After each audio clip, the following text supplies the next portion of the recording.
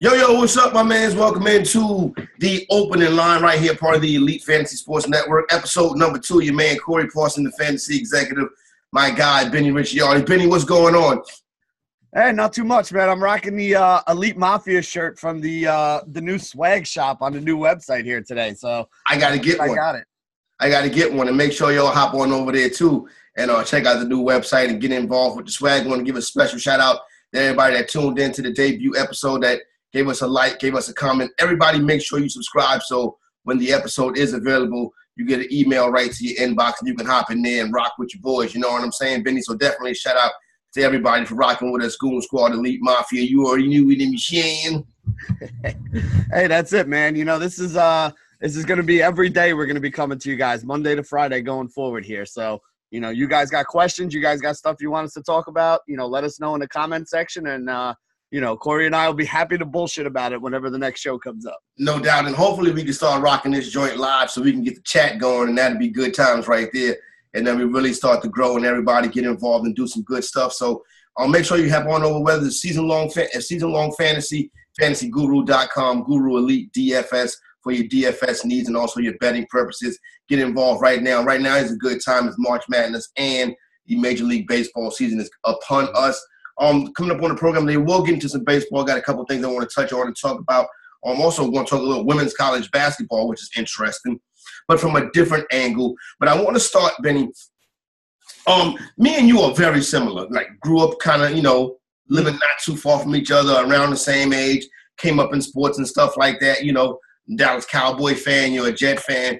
You know, we're both Yankee fans. Yeah, we both hate the Giants because we're Cowboy and Jet fans. So there you go. We have a common thread in that one right there, which Gettleman was on with Francesa yesterday. So I found that to be interesting. I'm glad he wasn't live today. I didn't want to get Mike Francesa give Dave Gettleman a lap dance. But with that being said, Benny, I started watching college basketball like around 12, 13 years old. You know what I'm saying? Like, the very first real college basketball team I got into was the UNLV Running Rebels. That team, that great team with Larry Johnson and Stacey Augmon and Greg Anthony and Jerry Tarkanian. That team right there was like the first time where, you know, you saw like the culture, the hip-hop culture collide with sports. A lot of people say it was Allen Iverson. A lot of people say it was the Fab Five. But in my opinion, it was the UNLV Running Rebels. Yeah, I mean, the Fab Five is the other one that I think is a better argument than Allen Iverson if you were going to. But, yeah, I mean, that UNLV team was – I mean, they were undefeated. They were going to win a national championship. It was a big, like, you know, situation when they were going in there. They had a whole bunch of talent. They had a couple guys that wound up, you know, top draft picks in the NBA. I mean, that team was legit. You know, even the two guys you didn't mention, Akers, the center, and Anderson Hunt, who is my boy, man. Hunt was lethal. Yeah, he could shoot. So, you know, that was a fun team to watch back in the day, the UNLV Running Rebels. But, yeah, that's about – you know, I was about 10, 11 years old at the time, too. That was kind of when, you know, I really started. I remember you go to the park with your friends, and it was like, oh, yeah, we're UNLV. Oh, I'm Greg Anthony right here. And, you know, my boy that was a big guy is like, oh, Larry Johnson kicking it to him down low. So, you know, that was the start of it, man. And I got to be honest, like, now I'm more of an NBA guy. But when I was younger, I watched a lot more college basketball than I did. I watched a lot of NBA basketball too, but I used to watch a lot more college than I did. I think really what ended up happening, I was the same way, and I would say I'm about 50-50 on what I watch right now.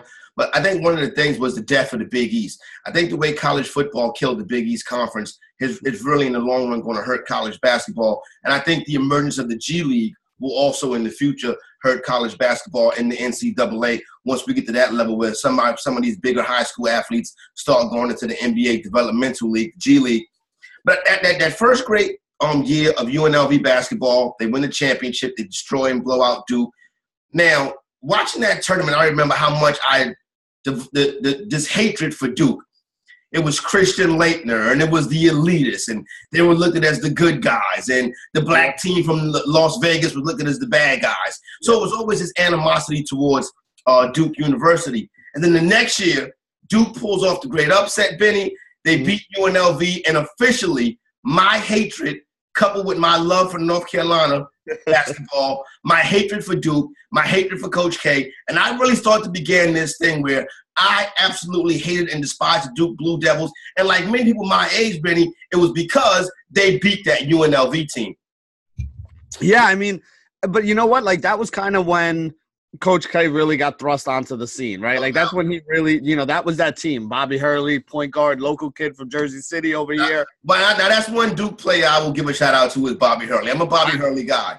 I mean, I grew up watching Bobby Hurley play, like, before he went to Duke, like when he was in high school, my dad was a referee for, a lot of big games in Hudson County. So he did like a lot of the championship games and stuff like that, state tournament games. So I saw Bobby play a couple times. Terry DeHare, Jerry Walker, like that was a ridiculous high school basketball team that they had over there at St. Anthony's.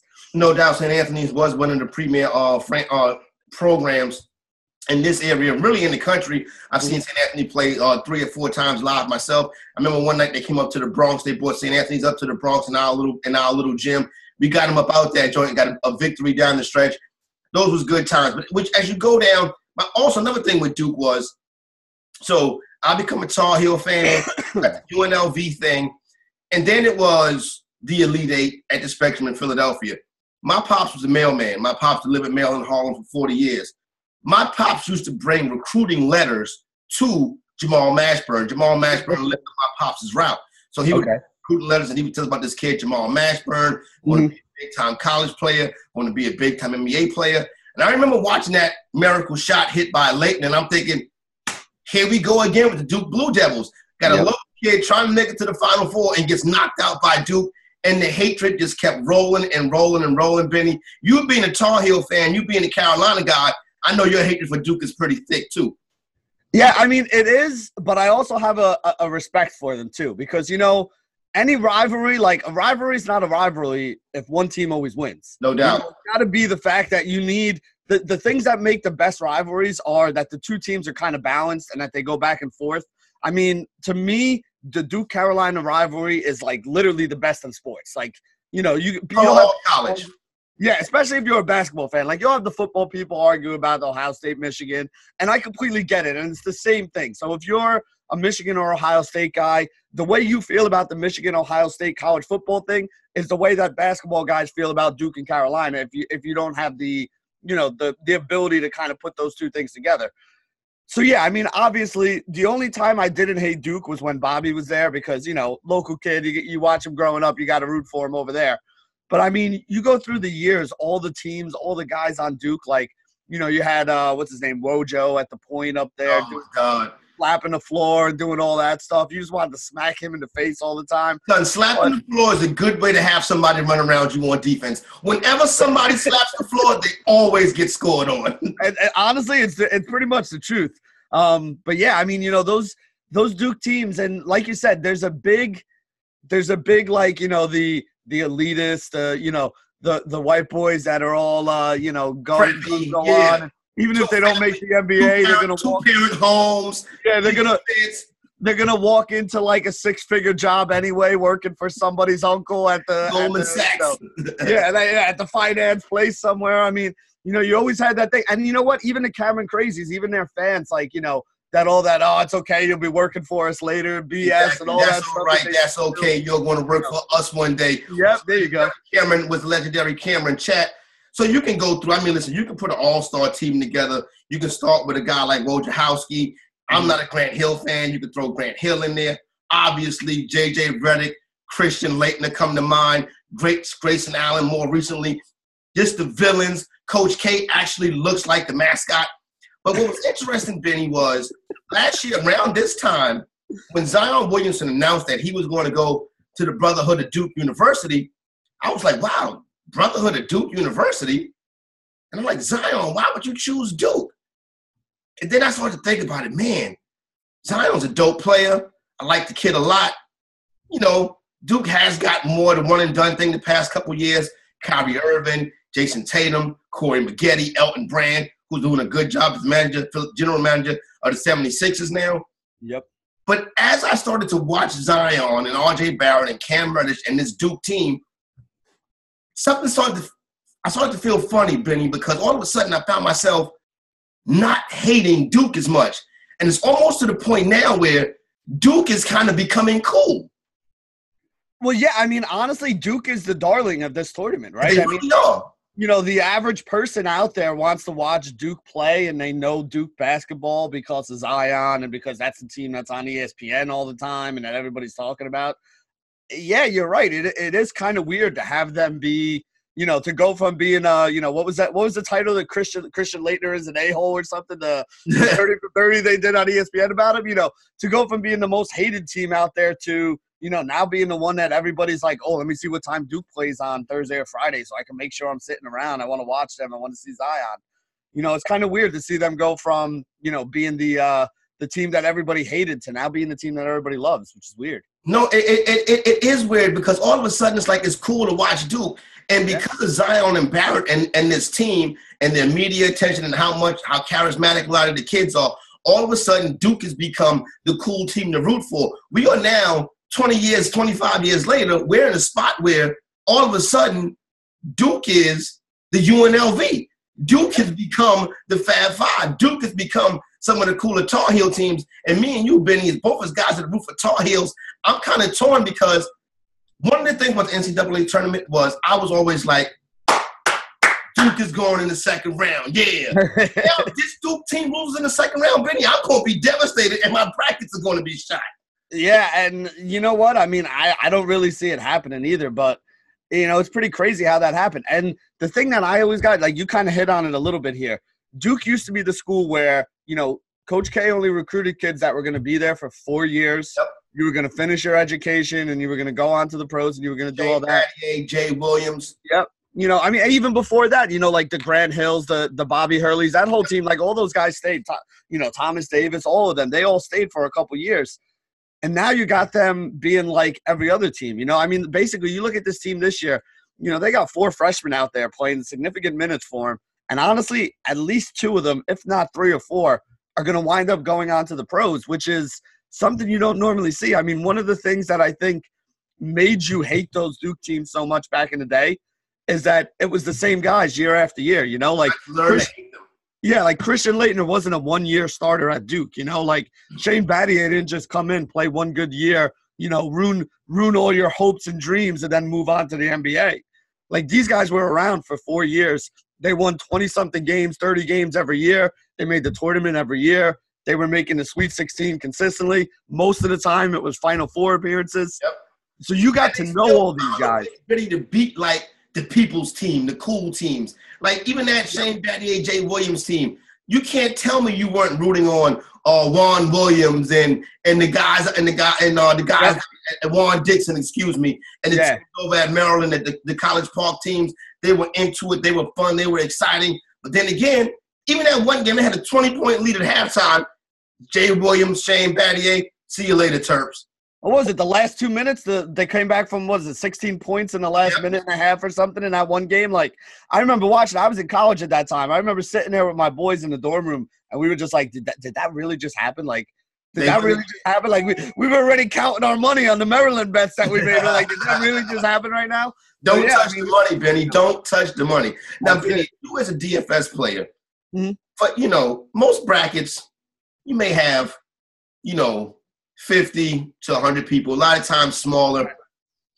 Do you, in an office pool type setting, is it a good idea to fade Duke? It's a great idea. Like here, even in an office pool. Yeah, like here's the deal, and I'm basically going to explain it using DFS as the way to do it. No doubt. So you got to look at this as a GPP. Like you're entering a GPP tournament, basically. So if you go out there and you put all the quote-unquote chalk on your GPP team, you're not really differentiating yourself from everybody else. Like, let's use 100 as a round number right now. Out of 100, how many people do you think are going to pick Duke to win this tournament in your average bracket pool? I would say 75. And I would say that's probably right. I was going to say somewhere between 60, 75 people. So that means if any other team wins it, there are 60, technically with the play-in game, there are 66 teams in this tournament? Yeah. And 75 out of 100 brackets are going to have Duke on it. So let's say Duke does win the national championship. You are now one of 75 people that has Duke there. which means that you basically had to be perfect in the first rounds. Yeah. You had to hit all the other teams that made it. You got to hit Lipscomb. You got to hit Murray. Yeah, you need almost Irvine. It almost has to be a perfect bracket for you to be the guy to win the big prize with Duke as your national champion. Now, I had a friend when we were in college who was a huge Syracuse fan. Like, loved the Cuse. We used to go, me and him used to drive from the University of Delaware up to Madison Square Garden and watch the Big East tournament. You know, he was huge Cuse fan. So he used to pick Cuse every year to win the national championship, whether they were like a 1 seed, 2 seed, or whether they were like an 8, 10 seed that just snuck in a tournament. And it kind of clicked with me because once or twice they actually did win a national championship, and this motherfucker was sitting on a big pile of cash. Because if you look down, you know, if you're in a good pool, the person who's running the pool is going to make like some kind of spreadsheet that has who everybody picked to win and all that stuff there. And every year I would look and it would be like whoever the favorite is would be like, you know, 50, 60, 70%. The other 1 seeds would all have like 10% each. And then if you picked anybody but a 1 seed and that team won, you pretty much guaranteed that you were going to be one of the top scorers. Because, again, 75 out of 100 people are picking Duke. That means there's only 25 other people picking another team. So if Duke doesn't win a national championship and you have the team that does, you're probably one of only 3 or 4 sheets that have them. And a lot of times in these pools, you know, only like the top 3 gets paid out. Well, let's say you pick Michigan State to win, right? Michigan State upsets Duke. They win their Final Four matchup. They go on to win a national championship. If you're one of 3 people that has Michigan State, you're going to wind up cashing money. If you're one of 75 people that has Duke, you better be perfect everywhere else. And I think it's harder to be perfect everywhere else than it is to pick it's not even an underdog. It's not even like you're picking some like 10 seed here. Yeah. You're picking just not Duke. Anybody but Duke is going to give you a better chance to wind up winning a tournament. And I agree with you on that. But where I would have the question is when it comes, like you mentioned the GPP theory, but when it comes to the size of the pool, say it's 15 people in the pool. Is it okay to go chalked in? Well, again, 15 people is a different story because now there's only, let's say you have the same 75% of people picking Duke, right? And there's 15 people. So now you only have like 10 people that pick Duke. Exactly. So it's not hard to be the best of 10 people. It's hard to be the best of, you know, if there's 100 brackets in your pool, it's hard to be the best of 75 other brackets with Duke. No doubt. It's a lot, the smaller it is, it's a lot easier. And again, it goes right – I mean, to use the daily fantasy analogy, it's the same thing. If I'm playing in a qualifier that's a $2,000 qualifier and there's only 10 or 15 people, I don't have to go as off the board as I would if I'm playing in a 2,000-person qualifier or a 500-person qualifier where, you know, if one guy's 60%, that means he's on 300, 350 rosters. So the smaller the pool that you're in, the less off the board you have to go. But if you're in a pool that's 75, 100 people, I really think you're better off picking a team other than Duke to win. Because if your ultimate goal is to win whatever that top prize is up top, like remember how we were talking yesterday about those bars that have those tournaments that we're not gonna name? Yeah. You know, like me and my boys put 3 rosters in there. One of them we have Gonzaga winning it, one of them we have Michigan State winning it, and the other one we have Kentucky winning it. Which I was not really brackets. I was not really on board with the Kentucky one, but one of my boys is adamant about it, so we wound up going that way. I don't have Duke on any of those brackets. Now, on my $1 million bracket to win, you know, $1 million over here at Guru Elite, that's where I took Duke. Because to me, that I'm trying to get the perfect bracket, and in my opinion, Duke is going to win. But in the other bracket where we're playing for this big money over here, I want to be one of only like 5 or 10 people that have, you know, a Kentucky or, you know, or a Gonzaga or one of these other teams that other people don't have. Because if that team does win a national championship, there's a really good chance that I'm going to take home a rather large sum of money. No doubt, I agree with you on that one, Benny. So there you go right there. If you head on over right now to @GuruEliteDFS on Twitter, you can be like me and Benny and hop in that $1 million perfect bracket. Listen, it's going to be tough to knock down a perfect bracket, but if you do and you don't win $1 million, you can't blame me because it's not going to be my fault because we told you how to get it done. Right quick, last thing on Duke. On the FanDuel Sportsbook, they have a Duke Hub with special particular prop bets for Duke. Did you see this, Benny? I did not see this, but yes, they have a Duke Hub. If you go to props, you click on tournament, you click on props. They got a hub where it's just Duke props. Top one, obviously, is plus 240 for Duke to win the whole thing. Okay. But listen to this one. At plus 200, Duke to win the combined margin of Duke victories in the tournament, more or less they're plus minus in points, plus 75. Well, over 75 plus points at plus 200. So let's see. What do you got? 6 games if you make it to the championship. So you got to win by about 12 points each. The championship and those games will probably be a little closer. So really what you're banking on is that one of these first 2 round games or so, they wind up blowing somebody out by like 25, 30. Yep. Because if they do that, you're taking a big chunk of it right off on the bat. And then you're basically looking at 4 or 5 games for, like an average victory of like 8 to 12 points each after that. So I wish it was a way to bet opposite of this, right? If they had odds to bet opposite of this, because I think that would be a better bet, because you're looking at a second round potential matchup versus UCF, and they got this 7'8", this 7'6", 7'7" kid named Taco. He's going to be tough to score on. I think the Blue Devils will get that one done, but that's going to be a tougher matchup for the number 1 overall 1 seed, because UCF is a team that plays good defense and they can play. So if you want to get involved, you want to win a couple dollars on the NCAA tournament, going over to GuruElite.com, sign up for the betting package. Tommy G, the crew over there, getting it done. You can even hop in the chat live at night and get some live betting lines and live betting picks going down. That is GuruElite.com. The first. Wait, hold on. Let me throw one at you now, because I saw one yesterday that I was kind of thinking about here. Zion is one of the odds boosts. I forget if it was on the DraftKings Sportsbook or the FanDuel Sportsbook. But Zion to win the MVP, to win tournament MVP, most outstanding player, was plus 330, right? Wow. So I was looking at, I'm like, Duke to win the national championship is plus 230. What are the chances that Duke wins the national championship and Zion doesn't wind up walking away with the most outstanding player? Like, there's a chance, but for an extra, plus 100, I actually think I kind of like that more than just taking Duke to win the national championship. 100% agree with you. It reminds me of a couple years ago when the prop was Nick Foles was like plus 350 to win the MVP. But the Eagles were like plus 115 to win the Super Bowl. So obviously the bet right there is Nick Foles, because the Eagles did win the Super Bowl, which amazingly they did. Nick Foles was the MVP. Now he's going back to being a journeyman quarterback from Jacksonville. But we got all summer to discuss that.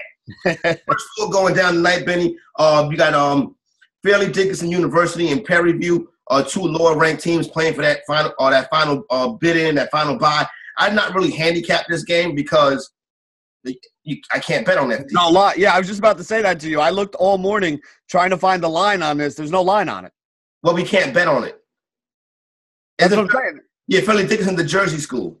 Oh, is that why? Oh, I didn't understand. I was wondering why they didn't have the line on it. I just figured it was 2 teams that they didn't know enough about that they didn't want to put it up there. Oh, no, so, Benny, bookmakers know about every team. Oh, that's true. Yeah, I mean, honestly, I'm going to root for FDU because it's a local school. There's 1 or 2 like local kids that played high school basketball in the Hudson County area, where I'm from, that are actually on that team. So, whenever I don't have a reason or money on a game to root for it, if you got some local kids around here, I'm always going to go for that team. I'm always going to back my boys. So no doubt, Fairleigh Dickinson. My spot tonight. Fairleigh Dickinson, a local university. So me and Benny up here, we can't lay it down on that one. But the boys over at GuruElite.com, you go and purchase the betting package. I'm sure they'll have a lean on that one either way.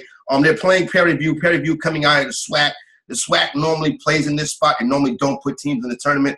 The MEAC has a better shot of putting a team in the tournament than the SWAC does, even though the MEAC hasn't either in the past 2 years, as far as when you get to that official 116 game to start. But the other first 4 matchup tonight, now listen, you got the NIT going down tonight too, so there's a lot of college basketball to bet on, and we got you covered. But the other one going down tonight is the big one as far as the first 4 region goes. You got Temple versus a Belmont team that a lot of people like. Benny, Belmont averages 87 points a game. They got some kids that can flat out light it up, And Temple, this is their head coach's, I can't think his name right now. Donaghy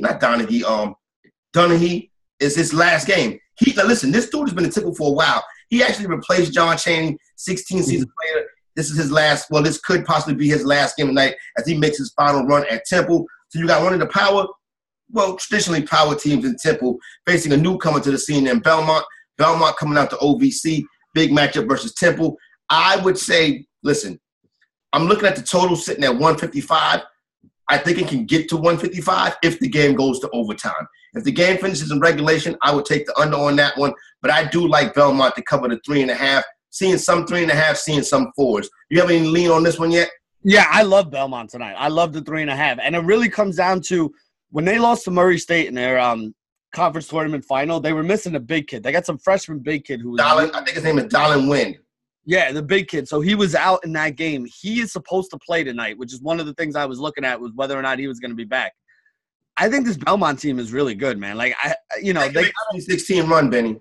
Yeah, I think they could. I mean, I honestly think that they could. I think they got a crappy seed. I was expecting them to be a little bit higher. Again, I was glad they got into the tournament after losing their conference tournament. But this Belmont team could play. So I'm giving the 3.5. Somebody can have it. You want the other side of that game, that's fine. Hit me up. I'll take it. I think Belmont wins this game, and I think they do it pretty easily.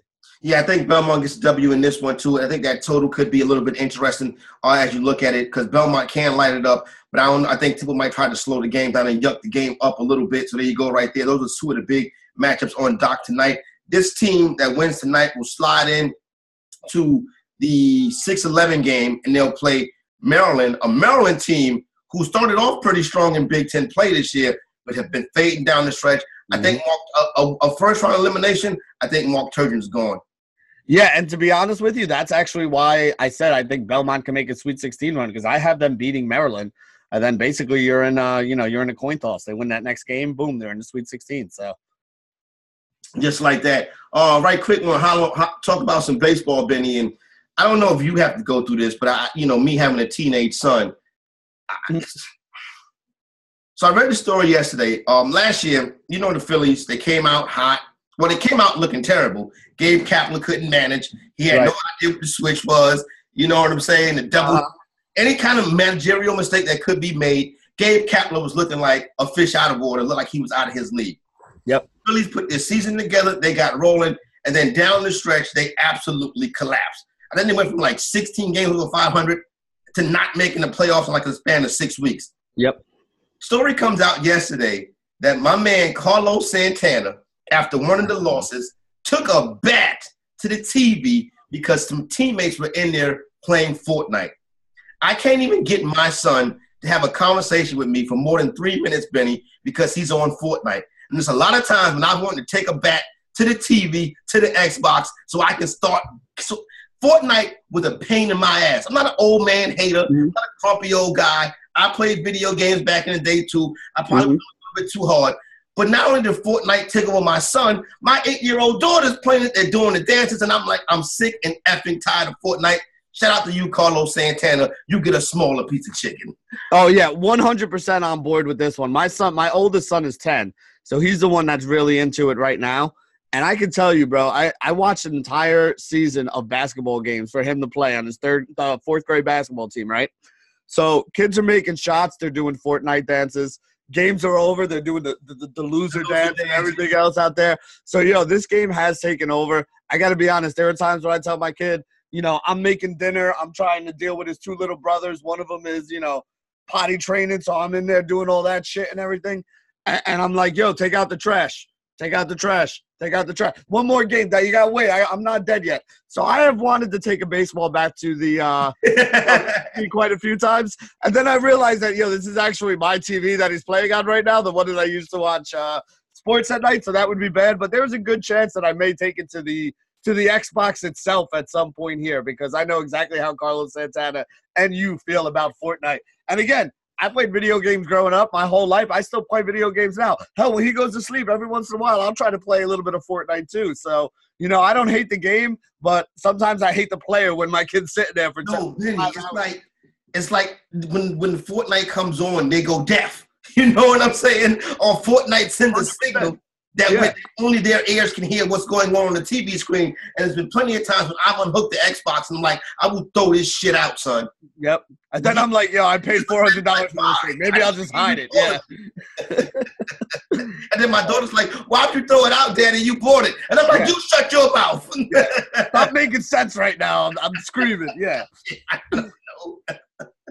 What do you want me to do? I'm doing the best I can over here, kids. I know if I throw it out, I want to throw it out. But in all honesty, man, like props to Carlos Santana, because when your team is losing and you got guys that aren't, that are more worried about getting that next Fortnite game in than they are about, righting the ship and making the playoffs. Honestly, that's what veterans do sometime. And when you're at that level, the difference between Carlos Santana and us is, his game checks are $150,000 each, so he could go buy a new TV. It's not that big a deal. We go smash an Xbox or something. That's a week's salary. We gotta be like, yo, you go smash that Xbox. I'm be like, damn, son. No, like, I got that insurance on that, right? You know what? It's funny you mentioned that because, as sports fans, a lot of times we can care more about the result than the players actually do. I remember I was living in Washington, D.C., and for about a 2 or 3 year stretch, the Cavaliers and the Wizards would play these awesome playoff series. The Cavs would always win. The Wizards would always go home. 6-7 game series, high intensity. 1 year, it was rap songs made back and forth by the two teams. Mm-hmm. I remember one season, after the Wizards lost in a game 6 or a game 7, they were in the club that night. And I thought to myself, if I was a Washington Wizards fan, I would be so disgusted. I've put all this time and emotion into this series. Yeah. I feel terrible that y'all lost, but y'all at the club popping bottles with big booty bitches? After, I'd be more upset about it if they did it after a game 5 loss when they still had 1 or 2 to go. You got to think, when the season ends for these guys, it was a month of the playoffs. It was 4 or 5 months of the regular season. It was 2 or 3 months of, preseason stuff to get ready there. So you've basically been doing basketball for 7-8 months straight. At some point, you do need to blow off a little bit of that steam. Like I said, I have less of a problem with guys doing that after the last game of the season, after they lost, than I do when you see the guys at the club, you're up 2-0, you're going into game 3, and you just kind of, everybody goes out and parties and you wind up blowing it, and then you wind up blowing a series. That's the kind of stuff that'll piss me off. Honestly, I'm not a Giants fan, so I didn't really care. But I understand why some Giant fans were pissed off when all the wide receivers went down there to Miami and they were on the boat. Boat trip, son. That was in the Giant football, son. But it was, right? It's half joking around, but you went from being good to from the time they went on that boat, it's never been the same. They've never got back to the point they were supposed to be at there. They lost that next game because they were all hungover and shit.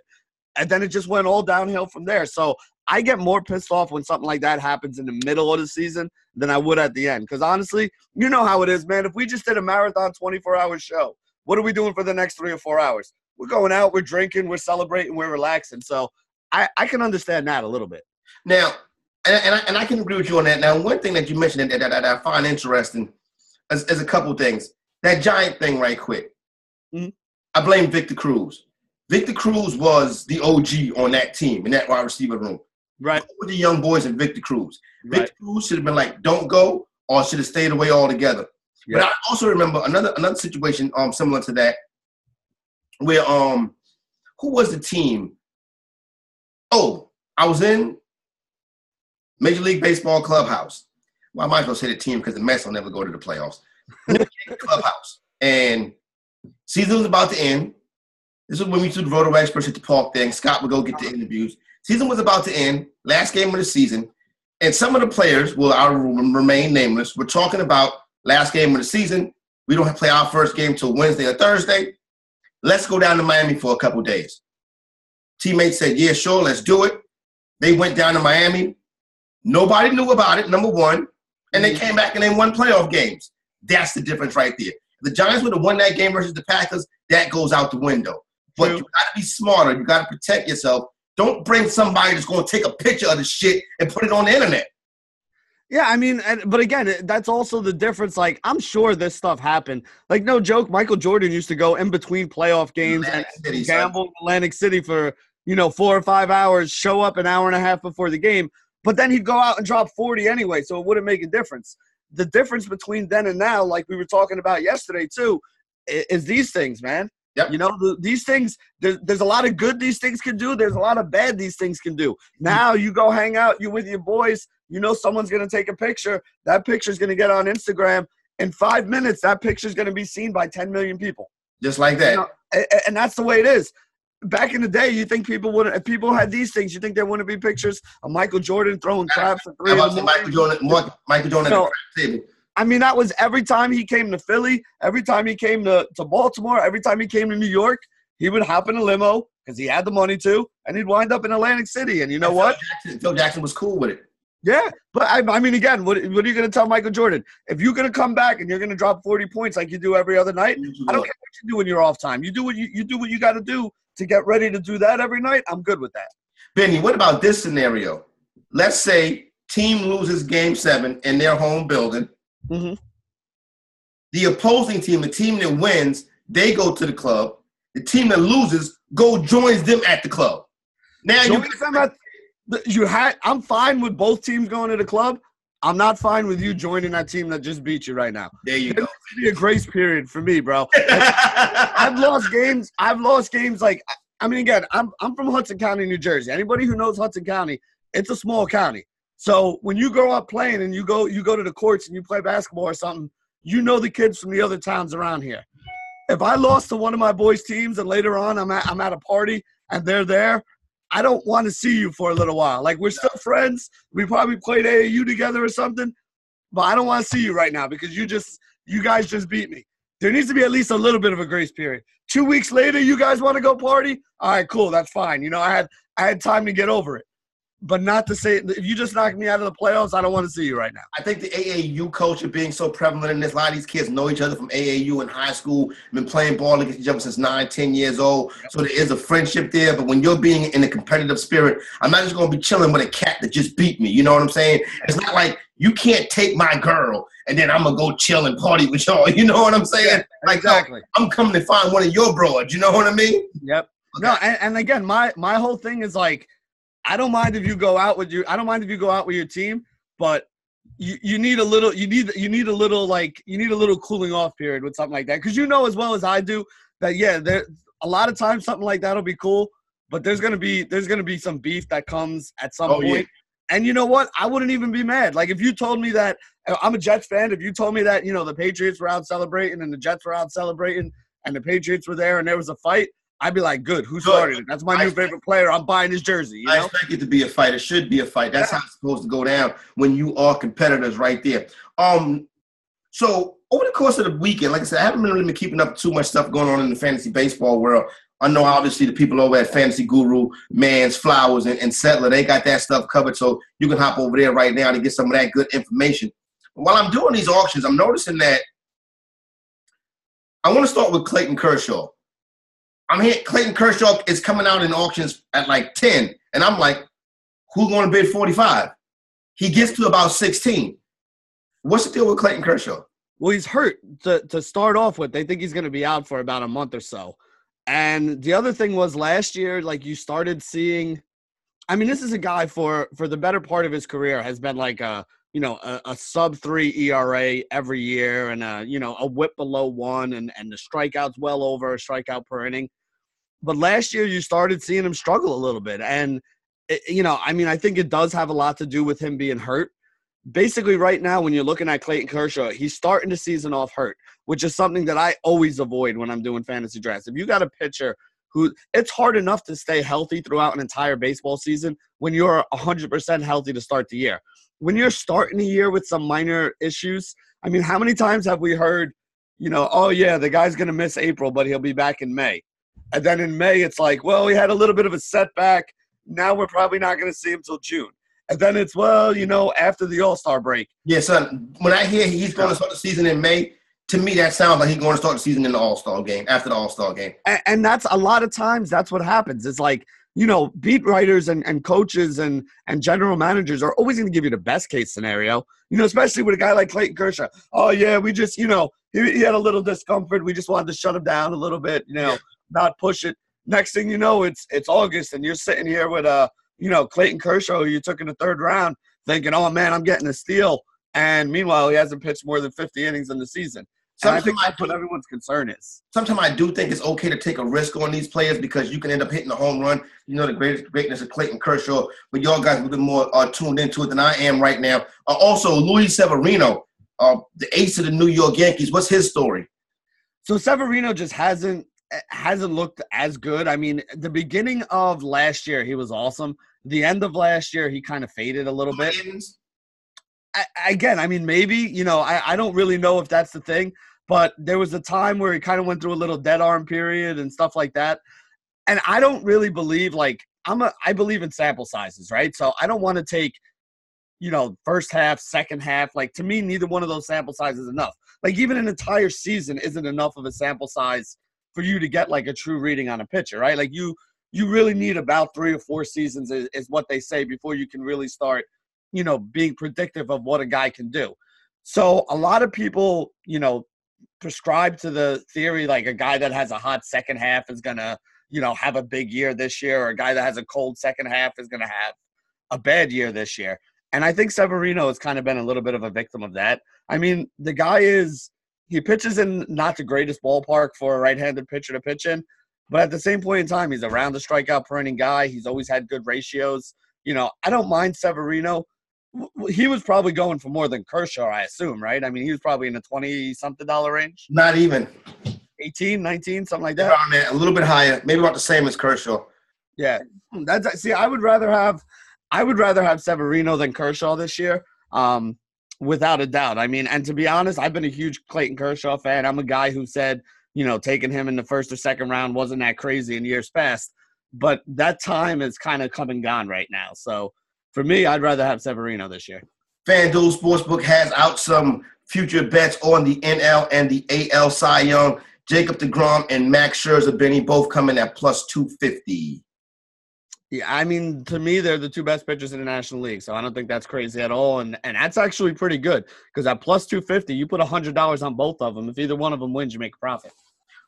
Next up is Aaron Nola and Clayton Kershaw. Both of those guys at plus 900. Yeah, I'm not touching Kershaw. I like Nola a lot, but I don't think Nola's thing is, I mean, as good as he is, he does not have the elite shutdown strikeout kind of stuff that Scherzer and deGrom do. Plus 1,000 is New York Met Noah Syndergaard. I mean, yeah, he's got to bounce back. He didn't have as good a season last year as he had in years past. He's still a very good pitcher, but again, Scherzer and deGrom to me are well ahead of him. In the American League side, Sale and Kluber at plus 300 each. I'd take Sale before I took Kluber, but really I think the American League is a lot more wide open than the National League is Cy Young Award. Right? Severino comes in at plus 500. Yeah, I'm not taking Severino for plus 500. No, that's not enough money. Garrett Cole is at plus 1,400. That's one that's worth taking a shot on. Plus 1,400 is enough of a number, and I mean the way he started last year. If you awarded a Cy Young for April and May last year, it was his. Blake Snell at plus 1,800. Dude, I like Blake Snell. I like him a lot. He's a really good pitcher, but I don't think he's going to go out there and be Cy Young worthy. He's not going to win the Cy Young. Trevor Bauer. Yeah, he's a young kid. He'll have some good years in the future. I don't think he's ready yet, though. Trevor Bauer comes in at plus 1,600. I mean, he's an asshole, but he's a hell of a pitcher. He's an asshole on Twitter, but he's a hell of a pitcher.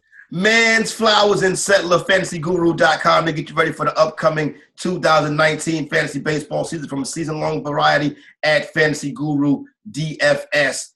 Fantasy Guru Elite is where you can get the early bird special right now for your DFS work for 2019. My main man, Benny, will be handling that right there. You can also get one of those free T-shirts from the said swag shop when you sign up right now doing the early bird special. So going over to GuruElite.com. Benny, so last night, getting ready to wrap it up, and I'm like, wow, there's really no controversy going on in sports. But it's one thing about sports, it always gives you controversy.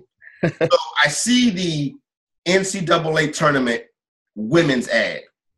Cool looking commercial. Got the girls hitting big shots.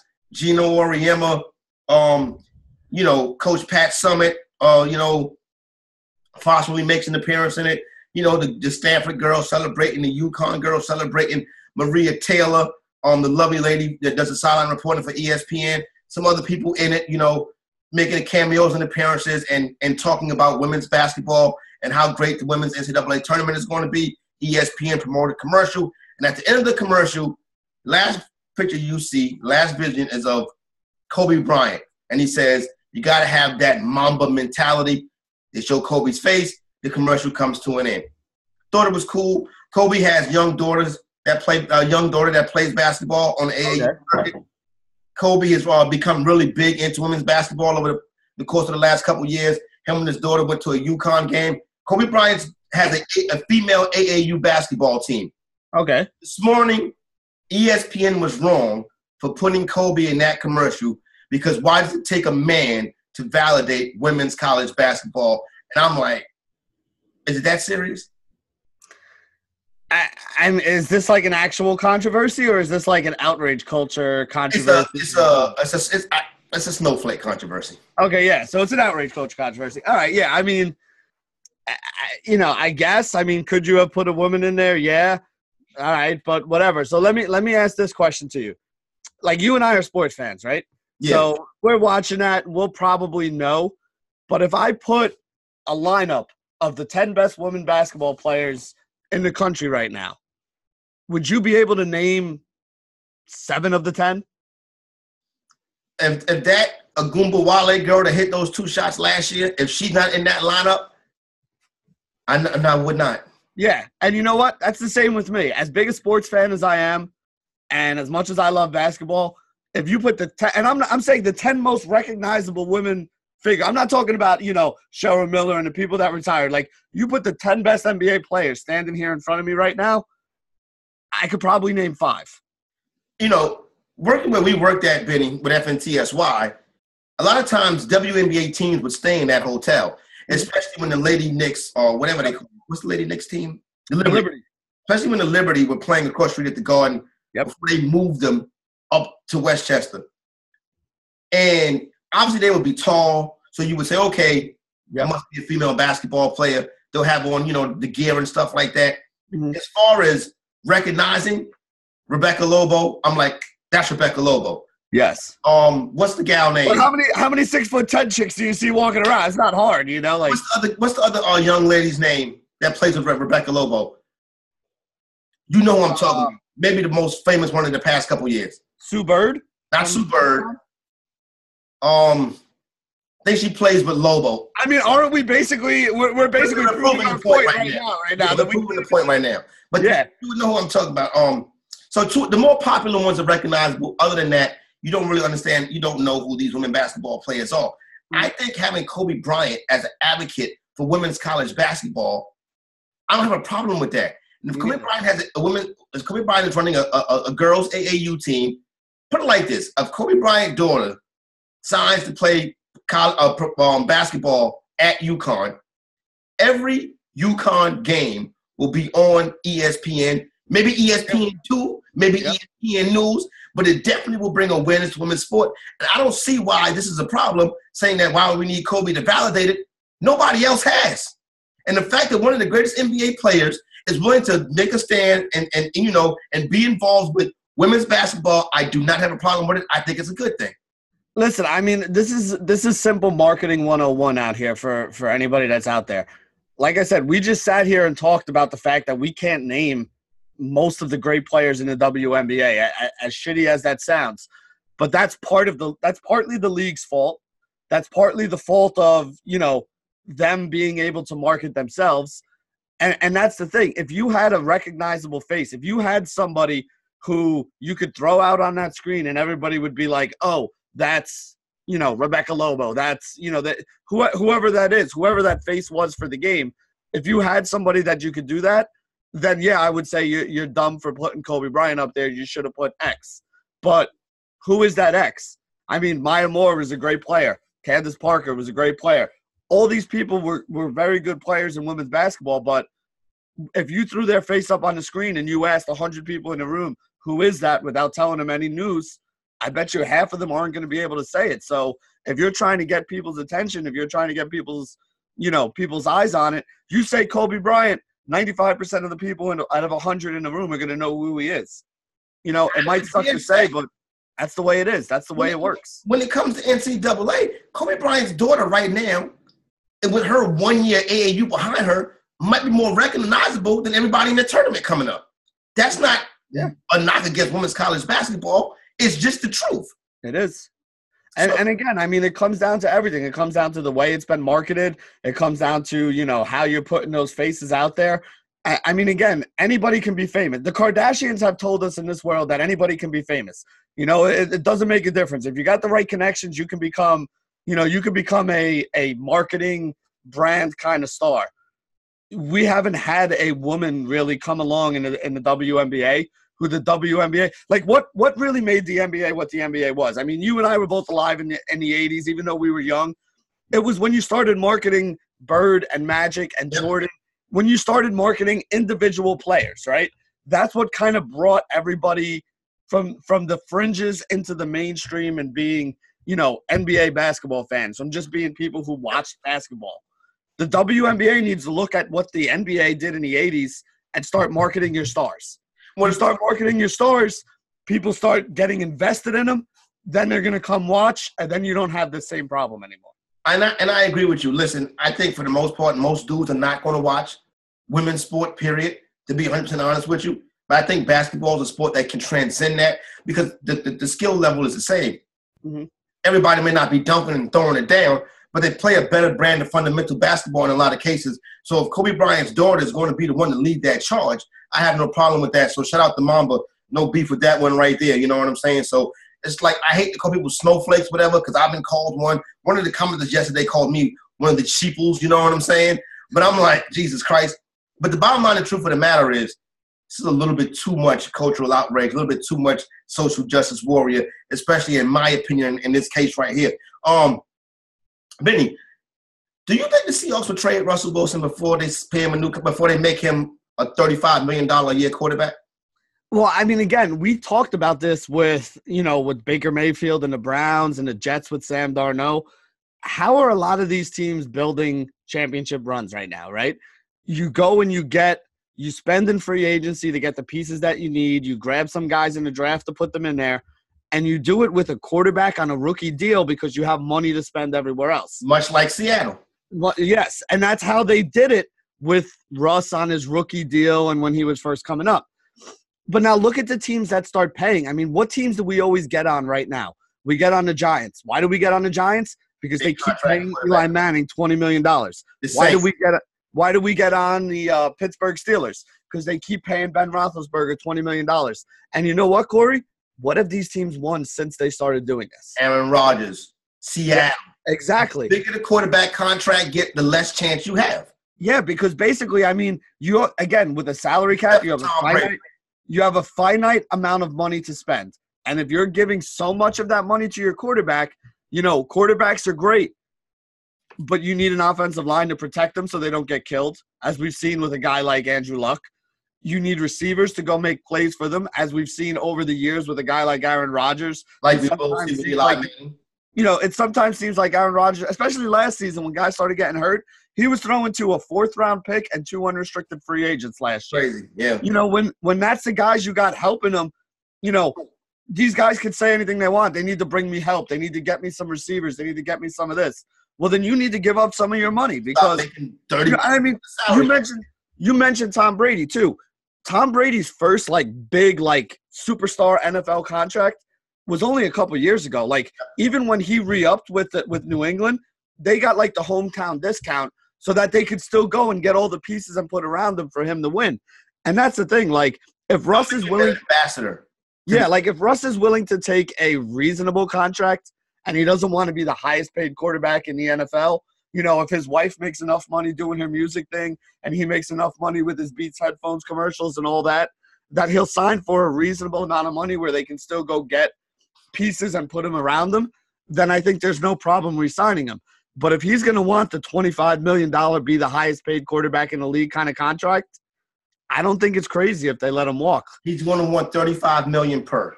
In that case, I really don't think it's crazy if they look to trade him because I have yet to see a team outside of the Patriots who to me are in a league of their own with the way that they do everything in their organization. I've yet to see a team really go on and make a big run while paying a quarterback $30-something million. I just haven't seen it happen. Now, he was asked about this contract on Jimmy Fallon's show. My thing is, I don't think Jimmy Fallon or his producers are investigating and breaking down NFL contracts. So Russell Wilson's people probably told him, ask him this question. We want to send a message. From what I'm hearing, Wilson is willing to play on the tag. But he's willing to play on the tag for 3 years. If he plays on the tag for 3 years, he'll make $130 million.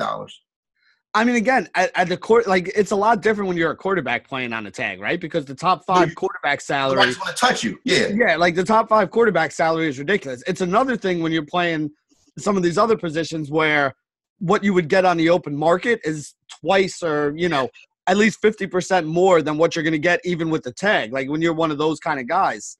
And that's the difference. I mean, at quarterback, when you tag a quarterback, hell, you might as well sign him to a long contract if you're going to tag him because you could probably get him for cheaper than you'd have to pay him on a tag.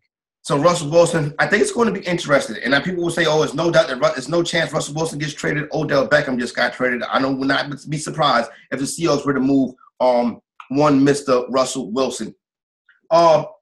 So around this time every year, you get a whole lot of different brackets come out.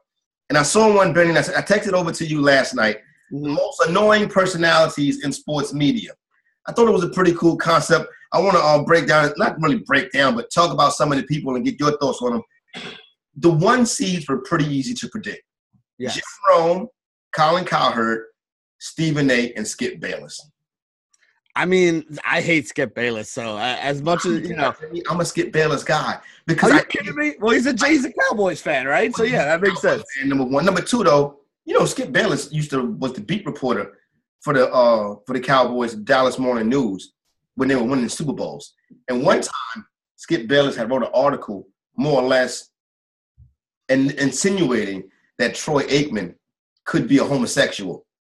Now, being a beat reporter on the pool, he was a pool reporter. He used to ride the plane.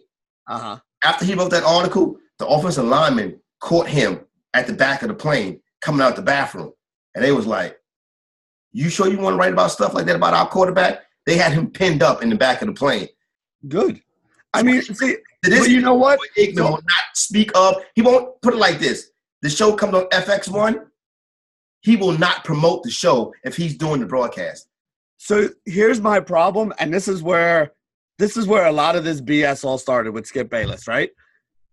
He wrote that story. That whole thing happened.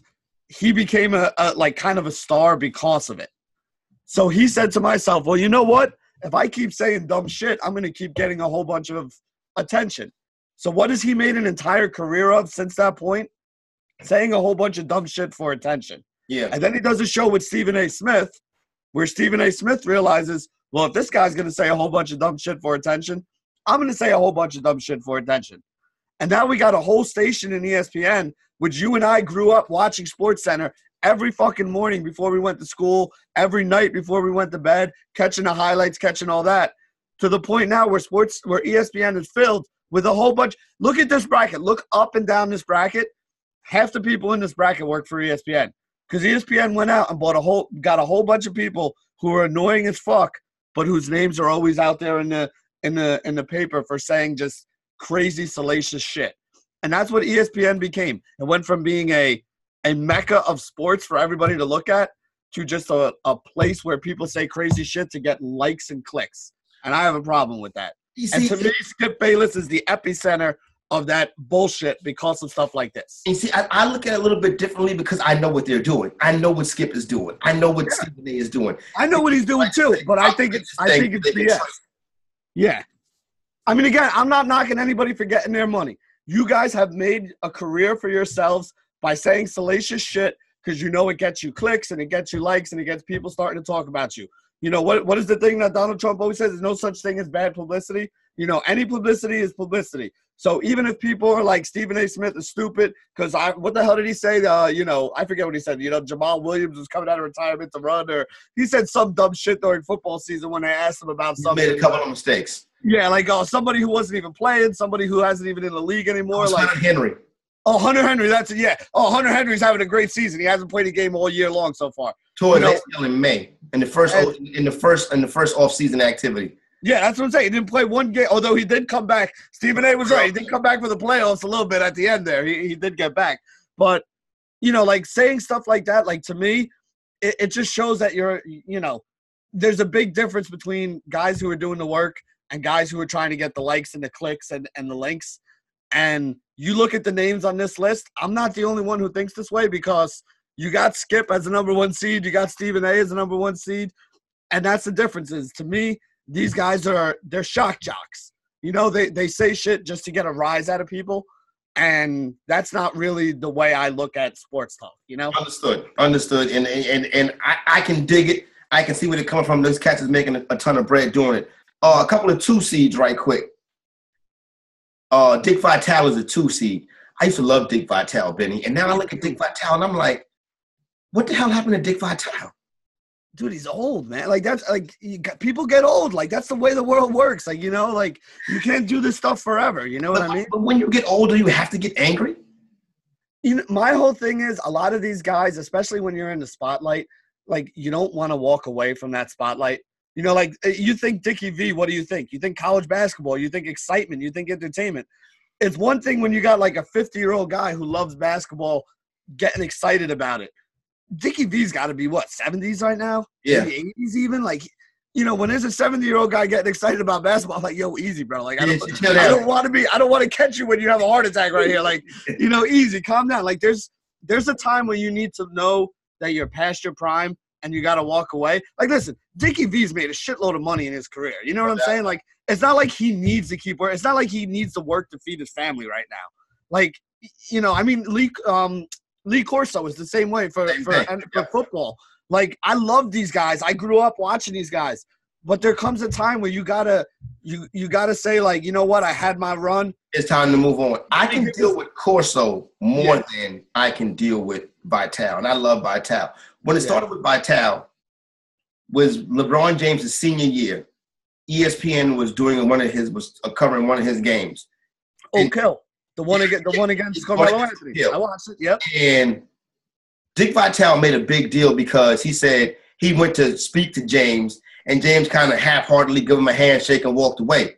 And he was like, he doesn't know who I am. I can help him. I can do this for him. I can do that for him. And guess what, Dick Vitale? LeBron James did just fine by himself. Yeah, he did not need your help. And that's the thing is, like, you know, a lot of these guys, like, you get addicted to the spotlight. You know, it's like Dick Vitale was the man. Like, think about that college if you grew up in the 80s and 90s, you knew who Dick Vitale was. You watched those Duke Carolina games. Dickie V did every one of them. You watched every big game out there. You know, the Arizona games when Arizona had Bibby and all those guys. Like, Dickie V did all the top games for college basketball that were on ESPN. Yep.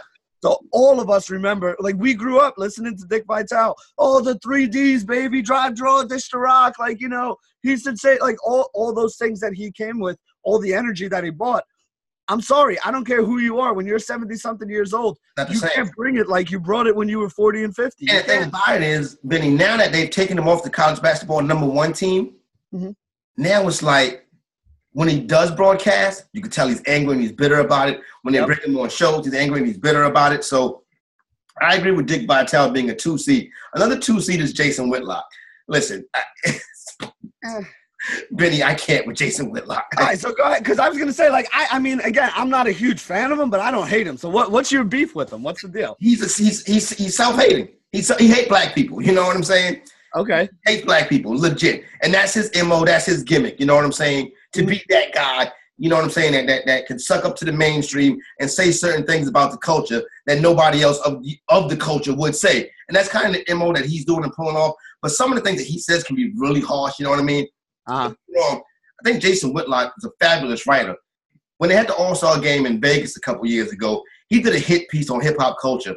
He kind of got the ball rolling on his career. But it gets worse and worse and worse and worse to the fact where I'm like, now, when I see it, turn it off. I don't want to hear nothing from Whitlock, period. But I think when he writes, he's a very good writer. Now, see, here's the funny thing, too, is, you know, we're talking about people that are 1 and 2 seeds in this bracket right now, right? And I basically said, like, you know, the reason I hate Skip Bayless is because he found out that if he says ridiculous shit, even if he knows he doesn't believe it, it's going to get him likes and clicks. And what you're basically saying is the same thing about Whitlock right now is, you know, he found out that, hey, if I'm a black guy, so I can say whatever I want about the black culture, and they're not going to be like, oh, man, you know, like if a white person said some of the stuff that he said, they'd get in trouble for it. But since he's black, he can get away with it. And then he got some success because he did a hit piece on, you know, hip-hop culture, and he wound up getting a whole bunch of likes and a whole bunch of, you know, accolades for it. So now in his mind, it's, well, that's the way to do it. Hit pieces, this is my thing, and I'll keep getting, more and more stuff for it. So, I mean, it is what it is. Like, again, I'm not going to knock anybody for going and making their money, but at the end of the day, you got to be able to live with yourself and decisions you make to get that money. If you're good with it, you're good with it. That's you. But you got to realize you're going to be an asshole, and you're going to wind up on the, biggest a-hole broadcaster list. Last year, this bracket was won by Jamel Hill, which obviously I can see, especially the year that Jamel Hill had last year. Jamel Hill either is a kind of like it or leave it, hate it or love it type personality. I get that 100%. So Jamel Hill not on ESPN no more. So she's, she does write for the Atlantic, but she's transforming it into politics and stuff like that. Yep. So this year's Jamel Hill is a 3 seed. Are you familiar with Will Kane? No. Will Kane does a show on ESPN in the middle of the day. He makes some appearances. That's why I'm not familiar with it. I don't watch ESPN anymore. Good job. He does some appearances and stuff like that. He basically is the reverse of Jamel Hill. He is ESPN's MAGA operative. The other week, he called Antonio Brown a suicide bomber. All right, so here's my problem with this shit, right? ESPN is a fucking sports network. No doubt. All growing up, I loved ESPN, bro. We used to watch Stuart Scott and Keith Olbermann and, Olbermann's on the list. Like all those guys, Dan Patrick. I mean, when they did SportsCenter, like it was like must-see TV for me. Like I would wake up every morning, I would eat my cereal at the table, I would watch ESPN, and then I would go off to school. At night before I went to bed, we would be sitting in the living room. We'd be watching the late night updates on ESPN, watching all the games and seeing all the highlights for everything. And then we would go to bed. I legitimately can't watch ESPN anymore because ESPN is no longer about sports. Like the whole thing is about politics. And I don't give a shit what side of politics you're on. I watch sports to get away from that stuff. If I want political news, I'll throw on CNN or MSNBC or something like that. Notice you didn't say Fox. No, yeah, I'm definitely not throwing on Fox. I like actual news that is like based in fact and reality, not shit that somebody made up. If I want to watch fiction, I'll put on a movie. I'm not gonna put on Fox.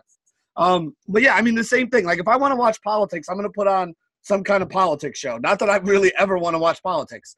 I don't want to put on my sports channel. I don't want to put on ESPN and hear them talking about either side. No doubt. I don't care whether you're a Republican or you're a Democrat. I don't give a shit. If I put on ESPN, I want to hear about the NCAA tournament. I want to hear about free agency. I want to hear about, the standings and the schedule and the MVP race and stuff like that. I watch sports and I follow sports to get away from the craziness of life. That's my escape. That's my happy place. Don't be bringing that bullshit into my happy place. I don't want that stuff there. I can agree with you on that, Benny. I think the winner of this will more than likely be Skip Bayless, but here's a couple of dark horses. 5 seed Mike Francesa.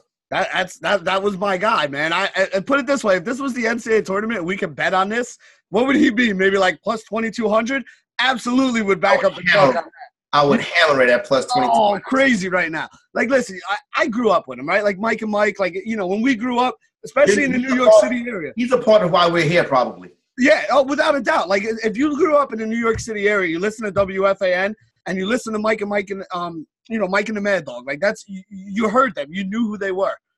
And honestly, I feel like he's gotten. I feel like the problem is he hasn't evolved at all over the last 25 years. Like he was one of the original. Like, well, I think this, and that's the way it is because that's what I think. Like never backed anything up with facts or never like used stats or anything like that. Now, 20 years ago, you can get away with that.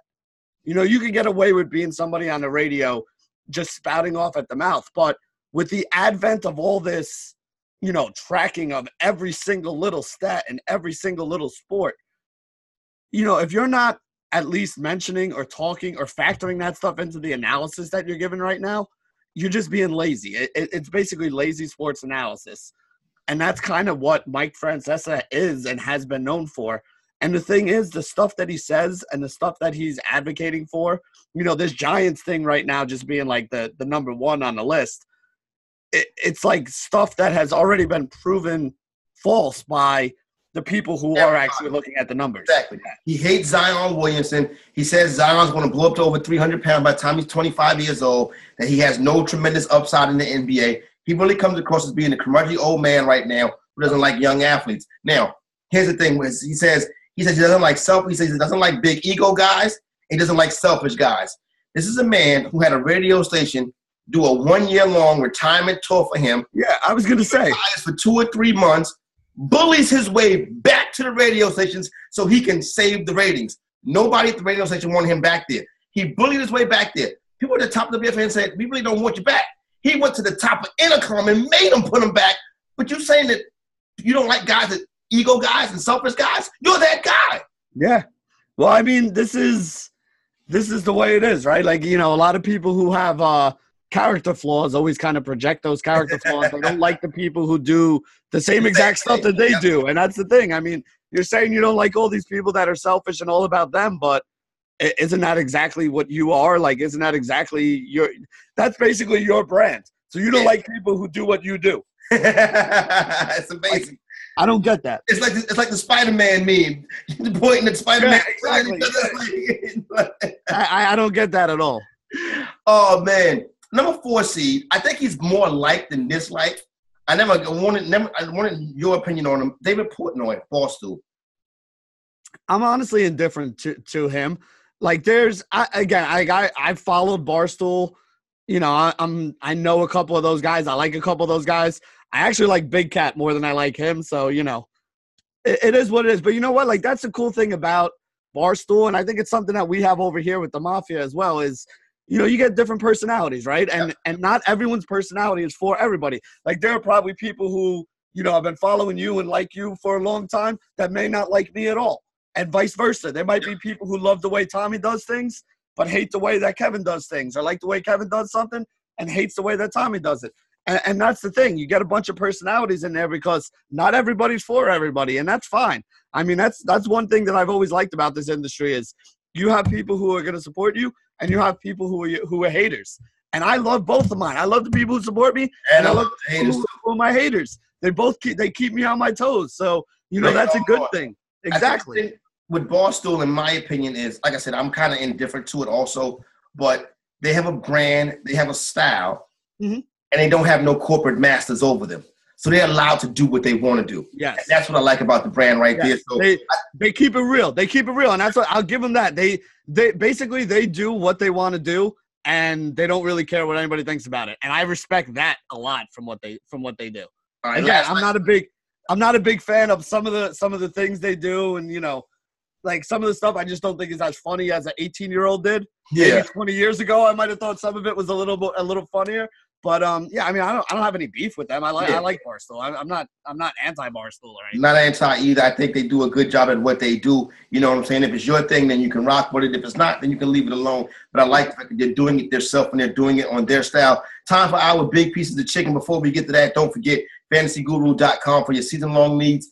Guru Elite for your DFS and betting needs. How you get it done right there. And stay tuned for more information on the new website and all that stuff that's coming up with the Elite Fantasy Sports Network. Don't forget, me and Benny are both on Belmont tonight. We can give you that one right there. As far as what else I've seen tonight, I'll know a little bit more a little bit later on when I study a little bit deeper. But I think I was getting a parlay at plus money with Memphis, who plays tonight, and I think in the NIT, whatever. I'll put it on Twitter. Benny, big piece of chicken for me tonight. I got to give it to Dirk Nowitzki. Last night passed Wilt Chamberlain for 6 on the all-time scoring list. Dude is probably the most prolific international basketball player ever. That step back, that offensive game. When Dirk was at the top of his game, he's one of the best players in the NBA. So my big piece of chicken goes to my main man, Dirk Nowitzki, on his latest accomplishment last night. What you got for me? Benny? Can you hear me?